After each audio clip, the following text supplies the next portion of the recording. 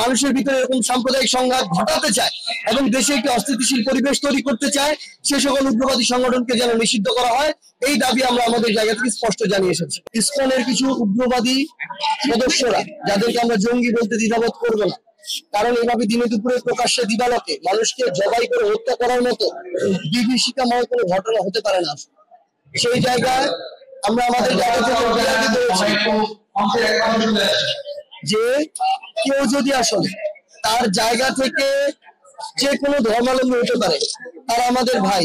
এই সাম্প্রদায়িক যে সম্প্রীতি এটি বাংলাদেশে থাকবে, কিন্তু কেউ যদি ধর্মকে ব্যবহার করে, সে যেই ধর্মের হোক না কেন, ধর্মকে ব্যবহার করে যদি যে কোনো ধরনের উগ্র সাম্প্রদায়িক কার্যকলাপে লিপ্ত হয়, সেটা ইসকনের মতো কোনো উগ্রবাদী সংগঠন হোক বা অন্য যে কোনো সংগঠন হোক, যে কোনো ধর্মের হোক, তাদের বিরুদ্ধে আমাদের অবস্থান সবসময় সোচ্চার থাকবে।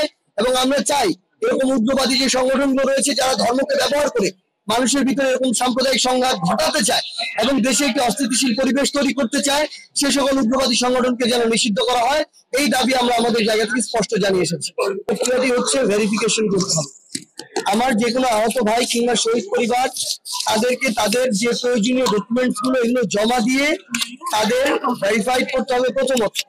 এরপরে আমরা প্রাথমিকভাবে আমাদের যে সহযোগিতাটি আহতদের ক্ষেত্রে 1 থেকে 3 লক্ষ টাকা, শহীদ পরিবারকে প্রাথমিকভাবে 5 লক্ষ টাকা, এবং সরকারের পক্ষ থেকে কিন্তু শহীদ পরিবারকে আবার প্রায় 30 লক্ষ টাকা দেওয়ার ঘোষণা দেওয়া হয়েছে। এটি শুধুমাত্র শুরু। আমরা আমাদের জায়গা থেকে যার যেভাবে প্রয়োজন, যতদিন প্রয়োজন, আমরা আমাদের জায়গা থেকে সারা জীবনই এই দায়বদ্ধতা নিয়ে এই ফাউন্ডেশন কাজ করব। তারা পুনর্বাসনের জন্য আমরা আমাদের পরিকল্পনাটি সাজাচ্ছি। ভেরিফিকেশন শেষ হলে কিভাবে প্রত্যেক পরিবার থেকে অন্তত একজনকে চাকুরির ব্যবস্থা করা যায়, কার দীর্ঘমেয়াদী চিকিৎসার প্রয়োজন, কার দীর্ঘমেয়াদী আর্থিক সহযোগিতার প্রয়োজন, এই সামগ্রিক বিষয়গুলো নিয়ে আমাদের বিশ্লেষণ চলছে, পরিকল্পনা চলছে। আমরা ঢাকা সহ বিভাগীয় শহরগুলোতে তাদের জন্য শুধু আলাদা করে হসপিটাল আমরা বরাদ্দ করার যে পরিকল্পনা, সেটি আমাদের হয়ে গিয়েছে।